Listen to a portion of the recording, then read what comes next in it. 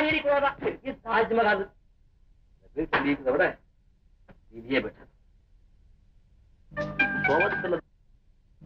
சோகத்துலதான் சொன்னாரு. எங்க அந்த கல்லு?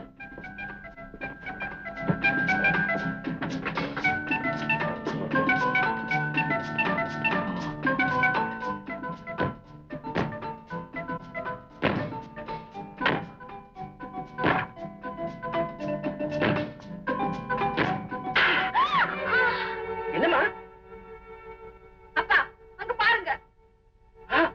கதவு உடைஞ்சு போச்சு. இதுக்கு ரிப்பேர் சார்ஜ் 100 ரூபாய் ஆகுமே. 100 ரூபாய் உங்களுக்கு பெருசா போயிடுச்சு. என் கால் போயிருந்தா என்ன இருக்கும்? வரதட்சணை 2 மடங்கு ஆகணுமா? இப்ப புரியுதா? இதுக்குதான் முன்பின் தெரியாதவங்கள வாடகைக்கு வைக்காதீங்கன்னு சொன்னேன். மேல்படியா வேலைதான். ஏய், நீ கதவு உடைச்சில கையை உடைச்சு போற. அப்பா முதல்ல வீட்டை காலி பண்ண சொல்லுங்க, இல்ல நான் வீட்டை விட்டு போயிடுவேன். நீ ஏம்மா போகணும்? நீ எம்மகா. அவன் நேற்று வந்து அவரையே காய் பண்ணிட்டு வந்தவன்.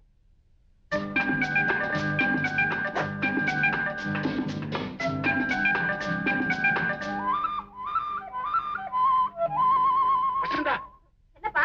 பையன் தப்பிச்சிட்டான். ராத்திரிக்கு வரட்டும். அவன் கையை மட்டும் இல்ல, காலியை சேர்த்து உடைச்சேன். அப்புறம் நீங்க ஜெயில தான் இருக்கணும். ஆமாப்பா.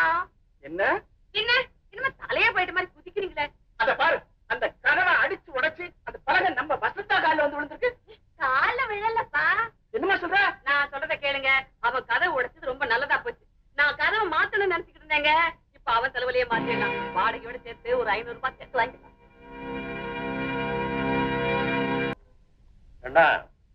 இப்பெல்லாம் காலையில 8 மணிக்கெல்லாம் ஆபீஸ்க்கு வந்துடுறதா கேள்விப்பட்டனே.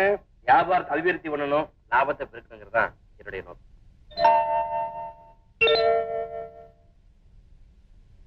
ஆபீஸுக்கு வர்றதுக்கும் திரும்ப வீட்டுக்கு போறதுக்கும் கூட காரை யூஸ் பண்ணாம பஸ்ல போறியாமே. அனாவசிய பெட்ரோல் செலவு தானே. சிக்கனமா இருக்கணுங்கிறதுக்காக தான் பஸ்ல போறதே தவிர வேற ஒண்ணு இல்லை. இருக்கும். இந்த வயசுல எல்லாமே சௌரியமா தான் இருக்கும். ஏன்னா பிசினஸ் நீ காட்டுற அக்கறையை நான் ரொம்ப பாராட்டுறேன். அதே சமயத்துல உன் குடும்ப கௌரவத்துக்கு எந்த கரையும் வராம நடந்து தெரியுதா? நீங்க பெருமைப்படும்படியா நான் எப்பவும் நடந்துக்க வரேன்.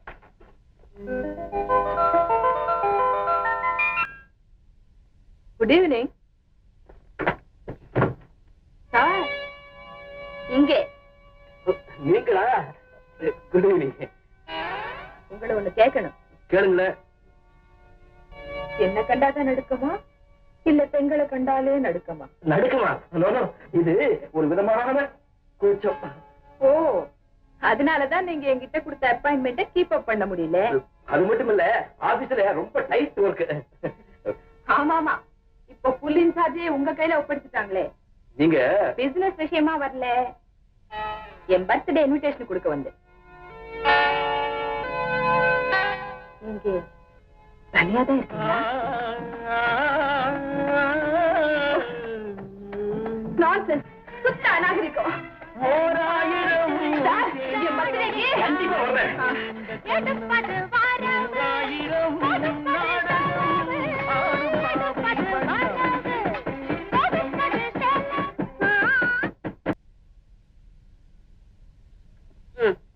பொழுது விடுத்து பொழுது போனா இதே வேலைதானா? 10 நாள்ல அவங்க அம்மா கூட்டிட்டு வரேன்னு சொன்ன அந்த பையன் போய் கேட்டீங்களா? அதேதான் நினைச்சேன். என்ன ஏமாளி நினைச்சான் அவன்? அதேதான் நினைச்சேன். நீங்க நினைப்பீங்களே. போய் சொல்லுங்க, உடனடியா அவங்க அம்மா இங்க வரணும். அடுத்த மாசம் வாடகை அந்த அம்மா கையில தான் வாங்குவோம். அப்படியே மறந்துடாம அந்த கதவை உடைச்சிருக்கு 500 ரூபாய் உடனடியா வாங்கிட்டு வாங்க. அதேதான்.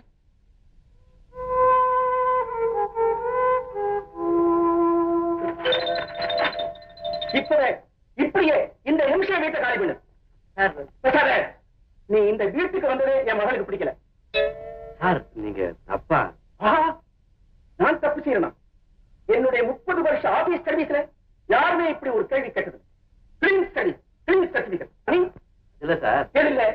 நீ இந்த வீட்டுக்கு வரும்போதே நான் சொன்ன கண்டிஷன்ஸ் எல்லாம் ஞாபகம் இருக்கா உனக்கு? 2 மாசம் அட்வான்ஸ், 1ஆம் தேதி வாடகை, ரசீது. அதுபடி நடந்தியா?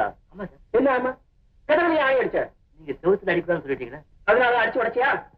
கதவோட விலை 500 ரூபாய். இப்பவே கட்டு. இப்பவே வா, நாளைக்கு தரேன் சார். நாளைக்கா? சரி, நாளைக்கு வரேன். காலையில 10 மணிக்கு கிடைக்குமா? தரேன் சார். சரி. 2 விஷயம் சொன்னா ஒண்ணு மறந்தாச்சா? இந்த வீட்டுக்கு நீ வந்து எத்தனை நாள் ஆச்சு? வந்து 1 மாசம் 20 நாள் ஆச்சு. உங்க அம்மா கூட்டிட்டு வரேன்னு சொன்னீங்க, என்னாச்சு? ஆறுபடை வீட்டுக்கு போயிருக்காங்க சார்.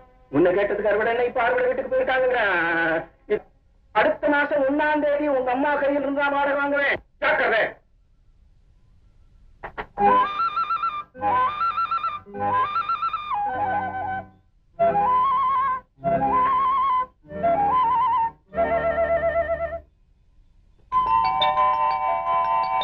என்ன வெளியேற்றுறதுக்குன்னே வினையா விழுந்துருக்குது. எப்படி வெளுத்து கட்டிக்கல? கேட்டுக்கிட்டு தான் இருந்தேன். பெருசா வெளுத்தீங்கள வெள்ள வெளியேன்னு சொன்னதை விட்டுட்டு அந்த பையன் ஏதோ ஏமாளி. வசந்தா வசந்தா, அப்பா நீங்க செஞ்சது ரொம்ப சரி. அப்பப்ப அப்படி போட்டு வைக்கலன்னா தலைக்கு மேல போயிடுவாங்க. யாரோட பேசுறது, யாரோட பழகுறது, வீட்டுக்கு கூட்டிட்டு வர்றதுன்னே தெரியல. என்ன நினைச்சுட்டாங்க? மறுபடியும் ஆணி அடிக்கிறானா? 1000 ரூபாய் கட்ட பொய்யே கொடுங்க, மோசக்காரன். பகவானே திட்டுறீங்க. பகவான் உடனே வீட்டை காலி பண்ணுமா? வீட்டுக்காரரு கவலையை விடுங்க சார். 600 ரூபாய் கொடுங்க, அடுத்தபடி நான் பிடிச்சு தரேன். வேற வீடு வேண்டாம்ப்பா, இதே வீட்டுல குடியிருக்கணும். அதுக்கு ஒரே வழி இருக்கு. அம்மாவை கூட்டிட்டு வந்துருங்க. யாரா நீ? அம்மா தான் செத்து போயிட்டாங்கன்னு ஏற்கனவே உங்கள்கிட்ட சொல்லியிருக்கிறேன். சார், வசந்த அம்மாவுக்கு உங்க மேல ஒரே காதல். அது எனக்கு தெரியும். இனிமேலும் வசந்த அம்மாவை ஏமாத்துறது தப்பு. உண்மையை சொல்லிருங்க. பகவான் சார், நான் சொல்றத நீங்க வந்து ரொம்ப நேரம் சார். நாங்க பேசினதெல்லாம் சுத்தமா வசந்தா. இப்ப யார பத்தி பேசுறீங்க? அம்மா விஷயமா? ஆமா ஆமா, அம்மா வந்தாதான் கண்டதுங்கெல்லாம் வீட்டுக்குள்ள நுழையாது. என்ன சொல்ற? அம்மா எப்ப வருவாங்கன்னு கேக்குறேன். உண்மையை சொல்லிடுறேன். எங்க அம்மா. Hello. Yes sir, yes sir, வரேன் சார். இல்ல முதலாளிப்பா, நேரம் காலம் புரியாம ஏதோ அர்ஜென்டா டிஸ்கஸ் பண்ணுமா, வீட்டுக்கு வர சொல்லியிருக்காரு. வசந்தா, நாளைக்கு லீவு தானே, வழக்கமா பீச்சில் மீட் பண்ணுவோமே, அங்க சந்திச்சு எல்லாத்தையும் விவரமா பேசிக்கலாம். என்ன சொல்லு? நான் மாட்டேன்.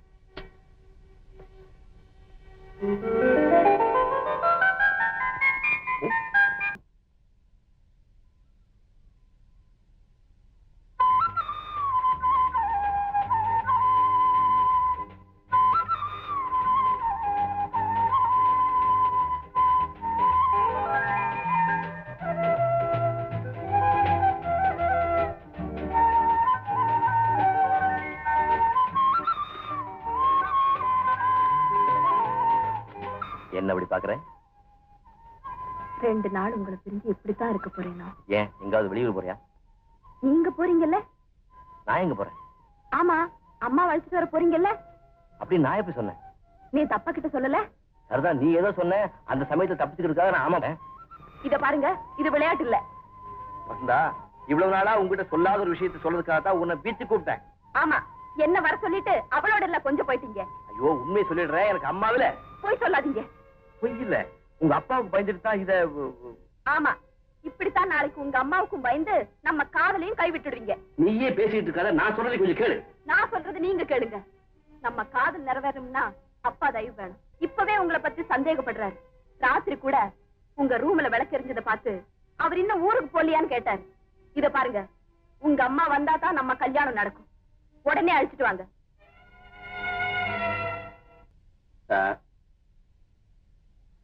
நீ வீட்டுக்கு போலாம். இது என்ன ஆதிசா உன் வீடா? நினைச்சப்ப வரதுக்கு போறதுக்கு. நான் உயிரோட திரும்பி வந்ததே ஆச்சரியம் சார். அன்னைக்கு பீச்சில் அவனுங்களுக்கு சமத்தியா கொடுத்தீங்களே, அதையெல்லாம் திருப்பி எனக்கு கொடுத்துட்டாங்க. என்ன சொல்ற? முட்டிக்கு முட்டி அடிச்சுட்டாங்க சார்.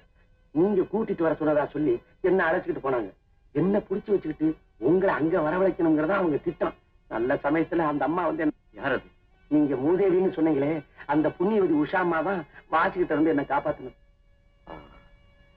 அடிபட்டதாகும், அடிக்கடி சீர்றானோ சார்.